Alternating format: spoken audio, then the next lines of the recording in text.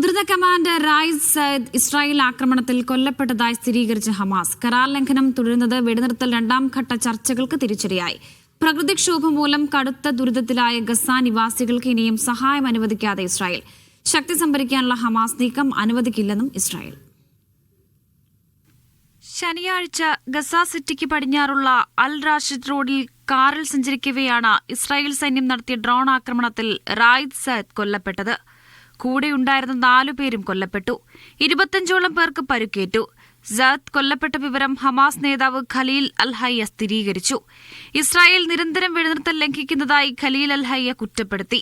ഹമാസിന്റെ Gaza city brigade മേധാവിയായിരുന്ന Sayyid ആയുധ വിഭാഗത്തിന്റെ ചുമതലയും വഹിച്ചിരുന്നു. ഹമാസിന്റെ മിസൈൽ പദ്ധതിയുടെ ബുദ്ധി കേന്ദ്രങ്ങളിൽ പ്രധാനിയുമാണ്. കഴിഞ്ഞ വർഷം ജൂൺ 22-ന് അൽ ഷാത്വി അഭയാർത്ഥി ക്യാമ്പിന് നേരെ ഇസ്രായേൽ നടത്തിയ ആക്രമണത്തിൽ റായിസ് സയ്യിദ് തലനാരിഴയ്ക്കാണ് രക്ഷപ്പെട്ടത്.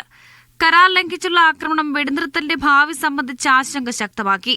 അമേരിക്ക ഇസ്രായേലിനെ തടഞ്ഞില്ലെങ്കിൽ തുടർ ചർച്ച ചെയ്ത് പ്രതികൂലമായി ബാധിക്കുമെന്ന് മധ്യസ്ഥ രാജ്യങ്ങളെ ഹമാസ് അറിയിച്ചു. ഈ മാസം 29-ന് വൈറ്റ് ഹൌസിൽ ഇസ്രായേൽ പ്രധാനമന്ത്രി ബെന്യാമിൻ നെതന്യാഹുവുമായി US പ്രസിഡന്റ് ഡൊണാൾഡ് ട്രംപ് നിർണായക ചർച്ചയ്ക്ക് തയ്യാറെടുക്കുകയാണ്.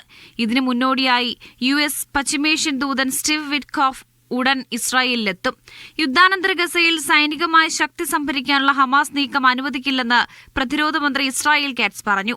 അതിനിടെ ബൈറോൺ കൊടുങ്കാറ്റിനെ തുടർന്നുള്ള പേമാരി നാശം വിതച്ച ഗസയിലെ ജീവിതം കൂടുതൽ ദുഷ്കരമായി.